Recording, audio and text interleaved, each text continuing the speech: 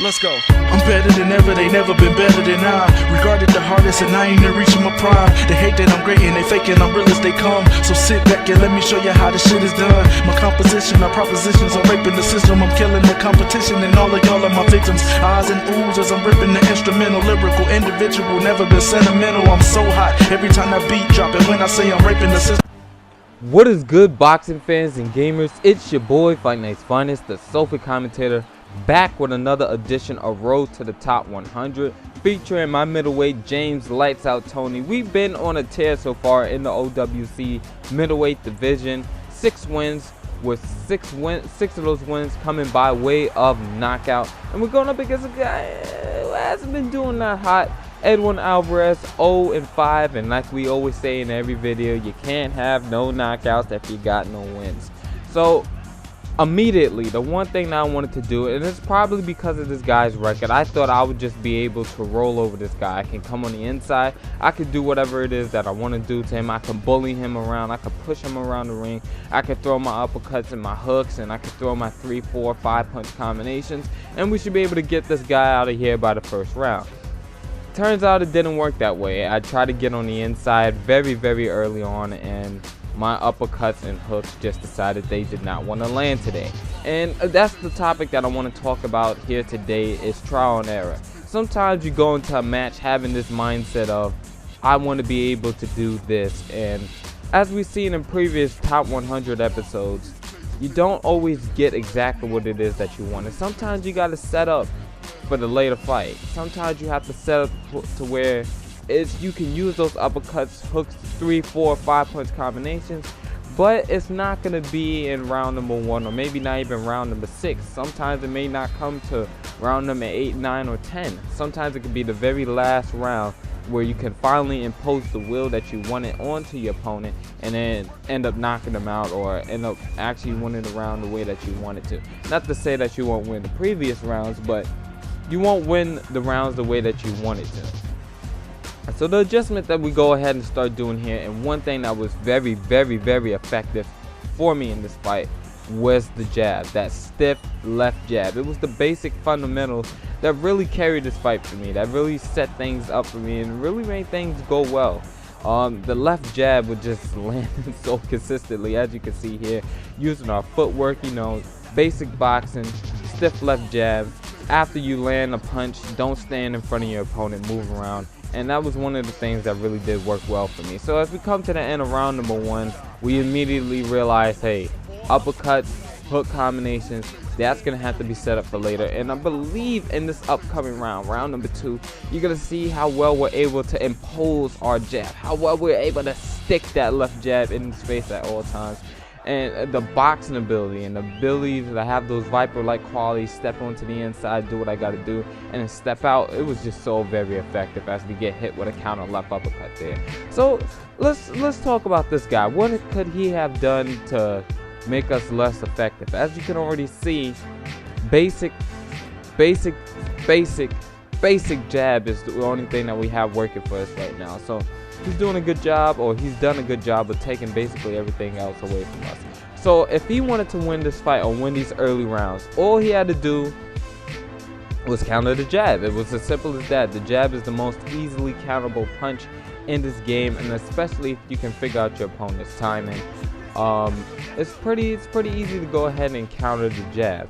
Now, the jab is a range finder. We all know the jab allows us to either get in range, set up our right hand. It can also keep our opponent away from us and also keep his hands in his pocket. So what we did early on in round number 2 was we tried to impose our will again, try to get back on the inside, try to throw a bunch of uppercuts and stuff, and it didn't land. So then we see us to settle back, rely on our defense, rely on the jab, and this is what I was talking about. Look how well this jab is working, and look how it set up that left hook that you saw momentarily ago. And look how he's pretty much confused at this point. He doesn't really know what to do.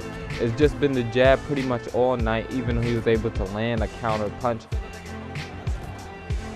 It's just been the jab all night. It's like nothing else more that you could say. Look at the jab and look at the footwork, man. Jab and footwork was really the key to success in this fight. And it's been one of the things that I've been trying to do a lot more lately in my online matches. I feel like if I could sit behind some good defense and I could sit behind a stiff left jab, I could do so much to my opponent.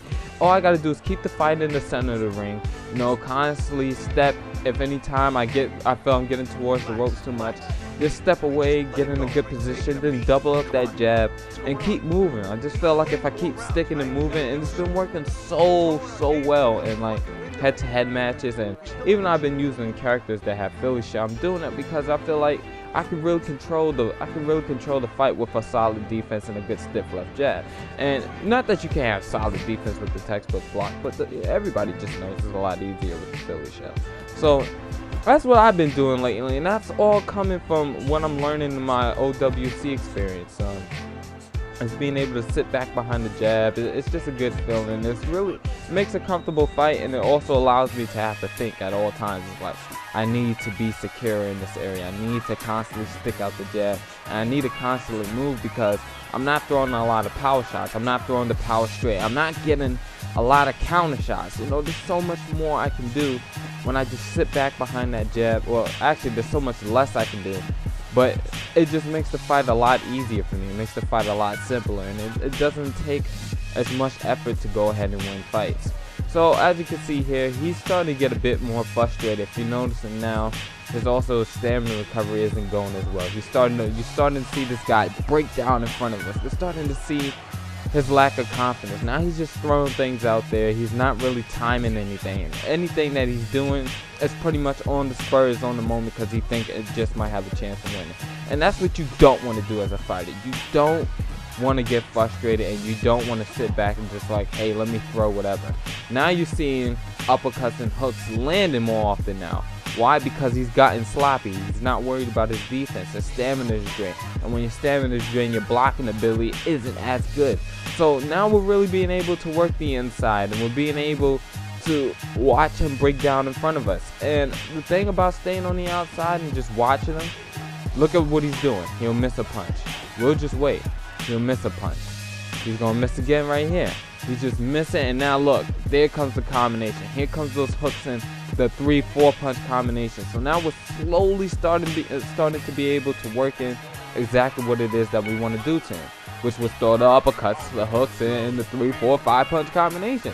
And that all came from being able to set it up with a jab and good solid defense. Now as you get higher up in the OWC rankings, will this strategy pan out to work? I think it will. This is basic boxing, and it works at all levels.